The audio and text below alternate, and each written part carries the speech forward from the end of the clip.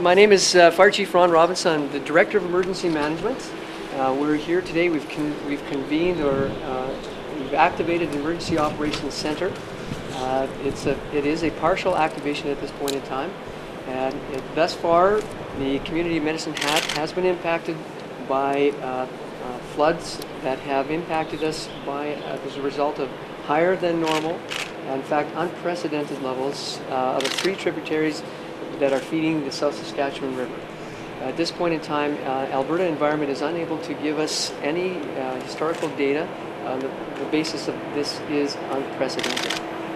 We are anticipating at this time, between the hours of 4 and 6 p.m. this afternoon, 2,600 cubic meters per second, which will impact the South Saskatchewan well within our containment. However, it does start to impact the ability for our tributaries to flow freely into the South Saskatchewan River. So Medicine Hat has experienced local flooding in the Flats area. Some roads in the Flats area are now closed. Evacuation center has been established at the Stampede Ballroom. Shoalton Hill is currently closed. The Emergency Operations Center has been declared operational by myself.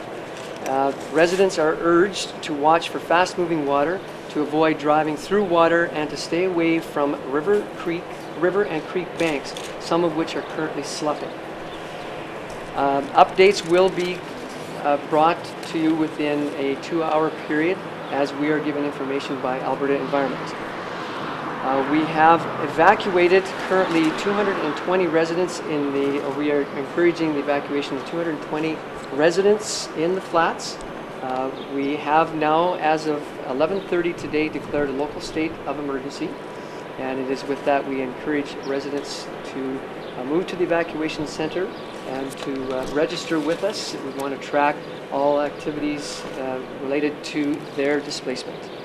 Yes, there are some parks areas which of course we are encouraging all residents to stay away from. Those will be closed off, and there will be barriers set in place. We ask that residents honor those barriers. When you say it's unprecedented, what do you mean by that? There is no historical values by which Alberta Environment can actually measure these flows. Okay, so it's the three tributaries that are feeding the river? That's the Bull's Head, Ross Creek, and Seven Persons Creek. They've all exceeded all of their values, historical values. And in fact, some of the sensors have actually been taken out as a result of the volume and the pressure of the water. Okay.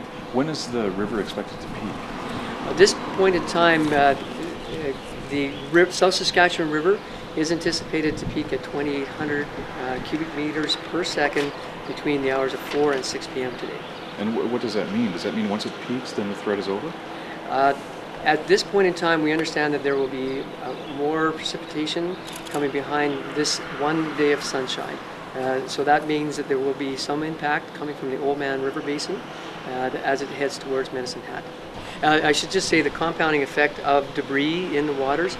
Last night, Fire Services staff were measuring at the Highway 41, and what we discovered there was a 12.5-foot rise over 3 hours.